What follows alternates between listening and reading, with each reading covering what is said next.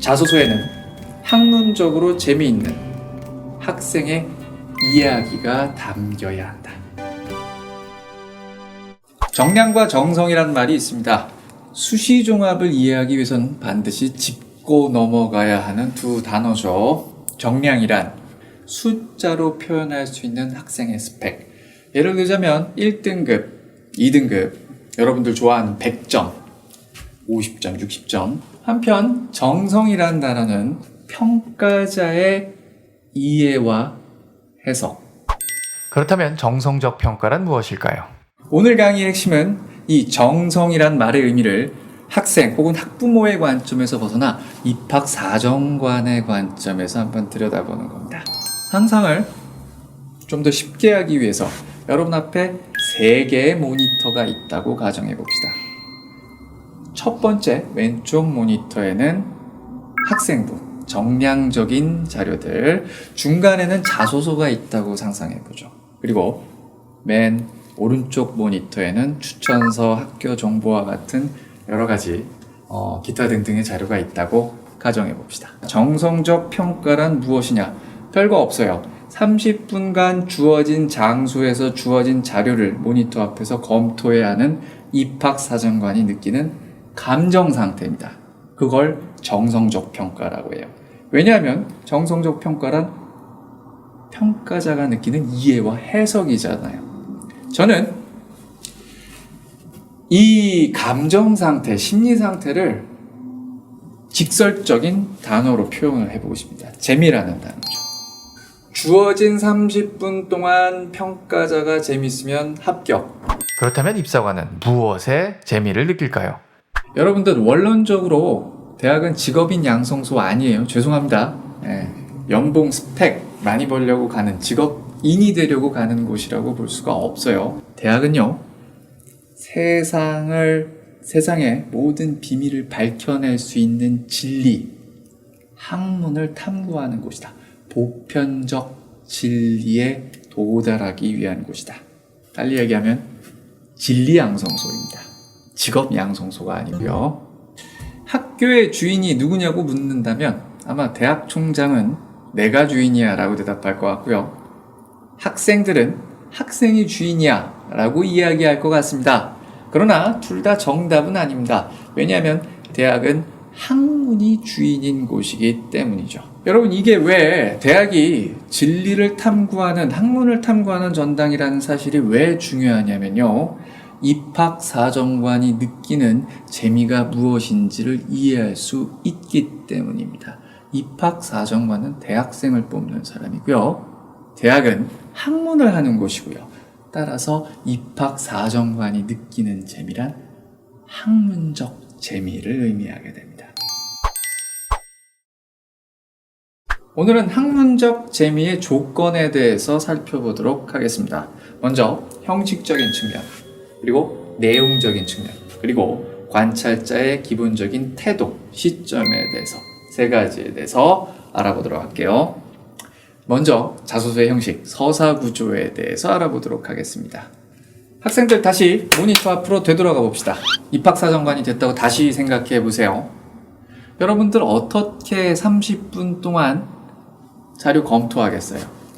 학생부부터 읽을까요? 처음부터 끝까지? 30분 내에 읽을 수 있겠어요? 자소서만 읽고 평가할까요? 아니면 학교 정보만 보고 그냥 패스할까요? 안 되죠. 인간은요, 입사관도 인간이잖아요. 각각 따로 떨어진 단편적인 정보들이 하나의 맥락, 하나의 스토리, 하나의 이야기에서 만났을 때 비로소 감동을 하고 동감을 하고 재미를 느끼게 됩니다. 따라서 자소서는 기승전결의 맥락 안에서 학생부에 나타난 단편적인 사건들이 모두 연결될 수 있는 서사구조, 즉 스토리가 담겨야 하는 것입니다. 자소서 실제 작성 사례를 살펴보도록 하겠습니다. 저는 어려서부터 모르는 것에 대해서는 그 문제가 완전히 해결될까지 집중하는 등 사물에 대한 호기심과 지적 탐구심이 강했습니다. 이러한 성격 때문인지 모든 학문의 근본이 되는 수학 몰두했고요. 교내 수학 경시대회 대상 수상했고요. 그래서 타의 추정을 불허하는 논리력과 추리력을 기를 수 있었답니다. 이런 경험을 통해 배운 것을 적용하는 힘의 중요성, 배움의 의미를 생각해 봤답니다. 수업 시간에도 선생님께 집중하는 자세를 가졌으며 수업 시간에 배운 내용을 좀 더 깊이 이해하고자 부단히 노력했답니다. 이 친구가 지금 스토리를 이야기해주고 있다. 자기 이야기를 이야기한다라고 느끼십니까? 두 번째 사례 보겠습니다. 제목을 이렇게 지어봤습니다. 저는 이 연구의 결론을 이렇게 내면 안 된다고 봅니다. 교내대회가 논문의 내용을 모르는 사람들에게 이해시키는 것이 중점을 둔다면 학술한마당은 전문가에게 우리의 논문을 소개하고 그에 대한 비판을 받는 것이 주를 이뤘기 때문이다. 연계 실험을 거치며 2년간 열심히 기억하고 준비했던 논문이기에 전문가의 평가를 받는 것은 매우 떨렸답니다. 그래서 또다시 논문에 대해 토론하고 보완을 거듭했답니다. 작성할 때보다 더 많은 자료 조사가 필요했답니다. 1년을 함께한 팀원들과 토론할수록 논문에만 허점이 있다는 것도 발견했고 몇 번이나 고쳐서 대회 무대에 오를 수 있었고요. 발표를 하는데 갑자기 교수님이 이런 말씀을 하셨답니다. 연구의 결론을 그렇게 내면 어떡하니? 그거 틀렸잖아 얘들아. 물론 웃으시면서 말씀하셨다고 해요. 그런데 그 이에 교수님이 이런 말씀을 해주셨다고 합니다. 이 실수는 아주 사소한 것입니다. 저 또한 학생 때 이런 실수를 많이 하고는 했어요. 기죽지는 마라 얘들아. 하지만 이러한 사소한 실수가 생명에 큰 영향을 미친다는 사실을 기억해 줬으면 좋겠습니다. 교수님의 말씀에는 무게가 있었고 묵직하게 제 마음을 울렸습니다. 지적을 받는 것은 물론 두려운 일이지만 자신을 돌아보게 한다. 이를 통해 제가 하려는 일이 다시 살릴 수 없는 생명을 다루는 연구라는 점, 앞으로 절대 잊어서는 안 돼. 생명의 소중함을 분명히 각인시킨 순간이었습니다. 여러분 이 두 가지를 직관적으로 비교해 보십시오. 어떤 게 더 재밌어요? 어떤 게 더 이야기가 있는 것 같습니까? 어떤 거에 더 공감을 하십니까? 두 번째 게 더 재밌죠? 왜 그럴까요? 첫 번째 모니터, 아까 학생부라고 했어요. 학생부 모니터로는 알 수 없는 그 뒤에 있는 맥락을 가운데 모니터에 보여준다. 자, 그때 비로소 평가자는 재미와 공감을 느끼게 되죠. 두 번째 사례를 잘 보면 기, 승, 전, 결이라는 형식적인 구조가 매우 안정적이라는 것을 느낄 수 있어요. 이 친구의 학생부에는 실제로 학술한마당에 나가기 위해서 일단은 교내 대회에서 수상을 한 경력이 기재돼 있겠죠. 그리고 그 기재된 내용에 대한 무엇을 어떻게 연구해 준 데가 간략하게 학생부에 기록돼 있습니다. 자, 이 친구는 그것을 그냥 했다, 이렇게 했다라고 적은 게 아니라 상상하게끔 만들었어요. 어떻게 학술한마당이라는 큰 대회에 어떤 한 소녀가 이제 막 출전해서 벌벌 떨고 있는 장면을 만들어내고 연출했습니다. 그것이 바로 스토리텔링. 장면을 통해서 자신의 이야기를 전달하는 방식이다. 실제로 대학교에서는 스토리텔링이라는 것 어떻게 이해하고 말하고 있을까요? 어렵지 않습니다. 대학교 홈페이지 들어가서요. Q&A란 들어가세요. 자소서 어떻게 쓰나요? 거의 모든 대학교가 자소서 스토리텔링 방식, 형식에 대해서 같은 말을 하고 있습니다. S대 자소서 안내자료. 매년 똑같은 내용과 매년 똑같은 Q&A가 반복되는데 거의 모두 비슷하다는 걸 금방 느끼실 겁니다. 읽어보겠습니다. 학생부에 충분히 나타나지 않는 나만의 특성을 담아달라 주문하고 있다. 홈페이지에 학생부 종합전형 안내에서 학생부에 있는 수상 경력을 단순히 나열해 대회명, 수상일 시작, 수상 등급을 적는데 그치는 지원자가 많다. 학생부 기록만으로 알 수 없는 특성, 자질, 노력 등을 확인하고 싶다. 단순한 사실 나열보다는 같은 경험, 같은 수상 실적이라도 특별히 노력한 과정, 대회를 준비하기 위해 어떤 공부를 했는지, 왜 나에게 의미가 있는지 경험해서 나타낼 필요가 있다. 고 설명한대요. 지원자의 노력을 중심으로 사술하는 것이 중요하다. 학생부와 교과, 수상 등급 등으로 결과 중심의 자료이거나 교사의 시각에서 학생에 대한 평가를 담기 때문이다. 안내서는 과정에서 느낀 점과 생각을 담아야 한다. 어떤 동기와 목적, 어떤 생각과 의지를 가지고 있는지, 어떤 의미 있는 경우를 담았는지를 기록해야 한다. 상투적이거나 추상적인 표현보다는 구체적인 내용을 바탕으로 활동이 어떤 영향을 미쳤는지를 밝히는 것이 중요하다.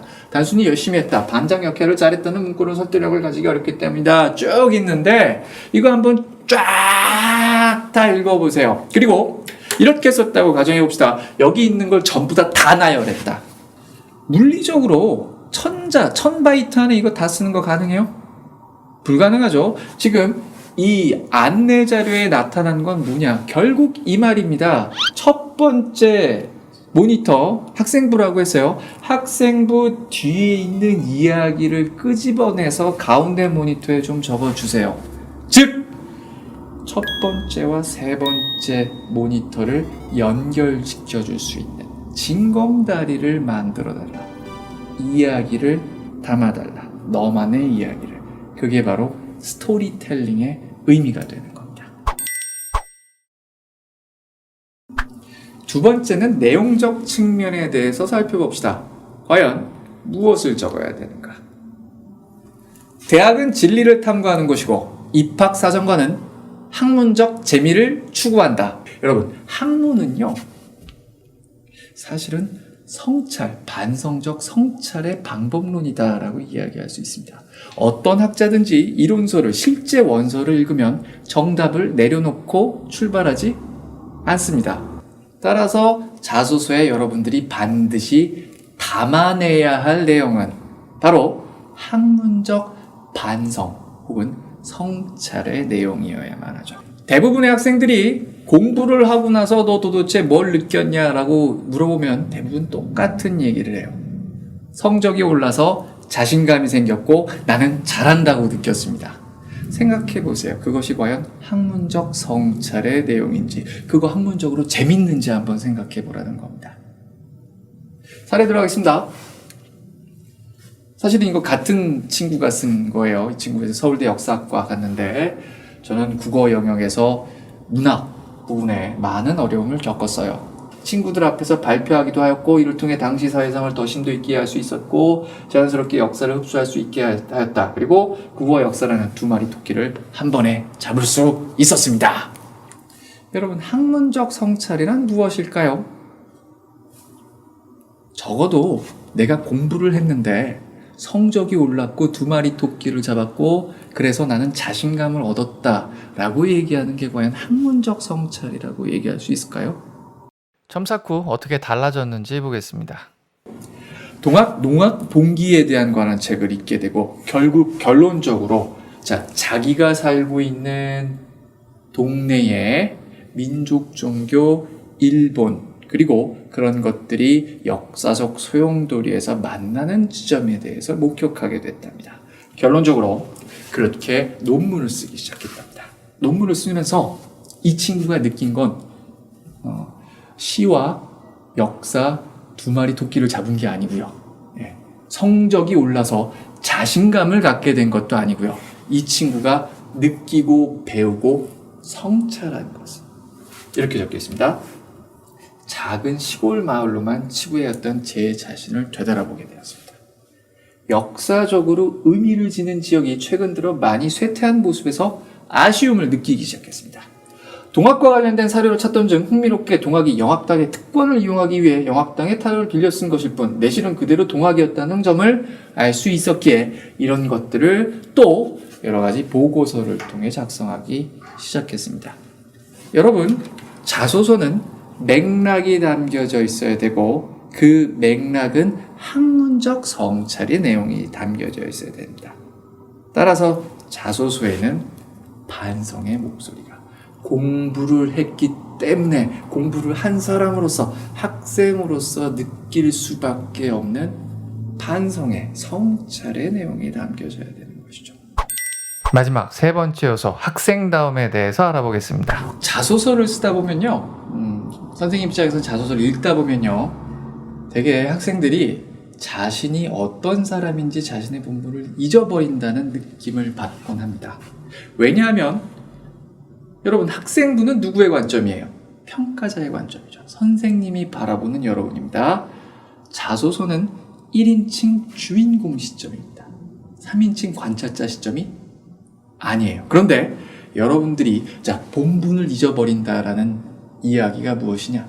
시점이 왔다 갔다 해요. 분명히 그 글은 1인칭 주인공 시점인 것 같은데 그 글의 흐름은 3인칭 관찰자 시점 같은 느낌을 계속 주는 경우다. 예를 들자면 아까 읽었던 사례.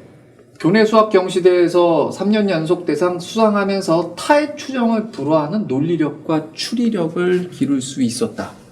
수학 선생님께 집중하는 자세를 가졌다. 물론 좋은 얘기입니다. 축하드립니다. 3년 연속 상 받은 거 물론 축하드리죠. 그런데 생각해보세요. 자소서는 1인칭 주인공 시점이잖아요. 여러분들 스스로가 타의 추정을 불허하는 논리력과 추리력을 길렀다라고 얘기합니까? 내가 내 자신을 이야기하는 방식이 있습니다. 자, 그게 바로 학생다움이라는 시점을 의미합니다. S대 자소서 안내조를 다시 한번 살펴보도록 하겠습니다. 지원자의 노력을 중심으로 서술해달라고 합니다. 이게 무슨 얘기냐면 교사의 시각, 학생에 대한 평가 시각이 아닌 1인칭 주인공 시점에서 써달라는 거예요. 마지막으로 오늘 배운 내용을 정리해 보겠습니다. 오늘 제가 얘기한 세 가지 요소 외에도 자소서를 쓰는 데는 구체적으로 써라 등등등 여러 가지 테크니컬한 부분이 있는데요. 그것은 다음 시간에 다뤄보도록 하겠습니다. 오늘 강의의 핵심 다시 강조하고 마치겠습니다. 자소서에는 학문적으로 재미있는 학생의 이야기가 담겨야 한다. 지금까지 수시종합 전문가 최경북의 자소서 SOS였습니다. 도움이 되었다면 구독과 좋아요 잊지 마세요.